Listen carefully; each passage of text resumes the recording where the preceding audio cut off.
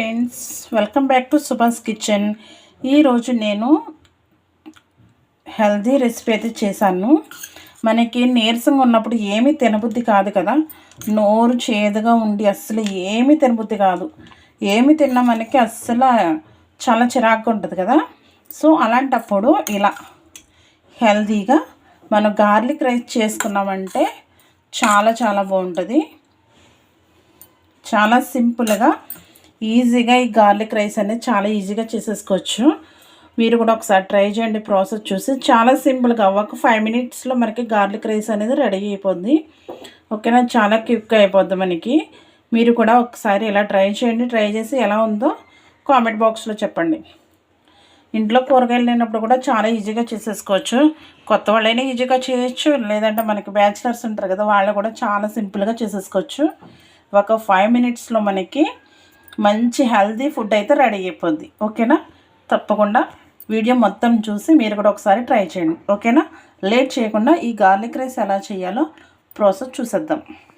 చూడండి, garlic rice కోసం నేను ఇలాగా 10 నుంచి 15 వెల్లుల్లి తొక్క తీసుకుని దంచుకుంటున్నాను. ఇలాంటి రోల్లో వేసుకుని దంచుకోండి. కొంచెం కచ్చపచ్చగా అయ్యేటట్టు దంచుకుంటే సరిపోతుంది.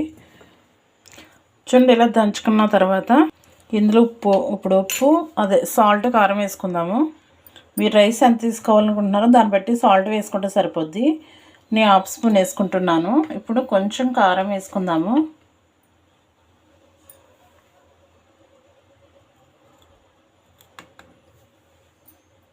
ఇప్పుడు ఒకసారి బాగా కలిపేసుకుందాము.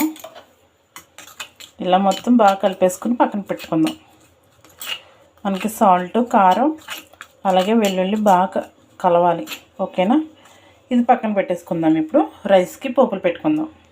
చూడండి, స్టవ్ మీద ప్యాన్ పెట్టుకున్నాను. 1/2 స్పూను జీలకర్ర వేసుకోండి. అలాగే 1 స్పూను పచ్చెనగపప్పు, అలాగే 1 స్పూన్ మినపప్పు, 1/2 స్పూన్ ఆవాలు, ఇవన్నీ వేసుకొని బాగా ఫ్రై చేసుకుందాము. ఫస్ట్ చాలా బాగుంటుంది. ఏమి తినబుద్ధి కానప్పుడు, కొంచెం ఒంట్లో నీరసంగా ఉన్నప్పుడు ఇలాంటి రైస్ చేసుకుని తింటే చాలా బాగుంటుంది. ఫస్ట్ ఇవి బాగా వేపుకుందాము. చూడండి, ఇలాగే పోపులు వేగుతున్నప్పుడు 3 పచ్చిమిర్చి చీల్చుకుని వేసుకోండి. అలాగే కొద్దిగా కరివేపాకు. చూడండి, ఇలా పచ్చిమిర్చి, పోపులు అలాగే ఇవన్నీ వేగిన తర్వాత మనం ముందుగా దంచి పెట్టుకున్నాం కదా గార్లిక్ పేస్ట్, అది వేసేసుకుందాము. వేసేసుకుని ఒక్కసారి బాగా కలిపేసుకుందాము. ఒక 2 మినిట్స్ పాటు దీన్ని నూనెలో వేగనిద్దాము. ఇందులో ఇప్పుడు మనం వేడివేడిగా ఉన్న అన్నం వేసేసుకుందాము. రైస్ వేసేసుకొని బాగా కలిపేద్దాం మొత్తం అంతా. చూడండి, రైస్ వేసుకున్నాను. నాకు సరిపడినంత రైస్ వేసుకున్నాను. ఇప్పుడు ఒకసారి బాగా కలిపేసుకుందాము మొత్తం అంతా. చూడండి, రైస్ అంతా బాగా కలిపేసుకున్నాను. నేను తీసుకున్న రైస్ కరెక్ట్గా సరిపోయింది. చూసారా, నేను చేసుకున్న గార్లిక్ పేస్ట్కి తీసుకున్న రైస్కి కరెక్ట్గా సరిపోయింది. స్మెల్ అద్దరిపోతుంది తెలుసా. చూసారు కదా ఎంత సింపుల్గా అయిపోయింది. ఇంతేనండి, ఇంకేమీ లేదు. ఇప్పుడు మనం స్టవ్ ఆపేసుకుందాము. ఇదేనండి గార్లిక్ రైస్కి ప్రాసెస్. చాలా సింపుల్. మీరు కూడా ఒకసారి ట్రై చేయండి. ఏమీ తినబుద్ధి కానప్పుడు ఇలా చేసుకుని తింటే మనకి చాలా బాగుంటుంది.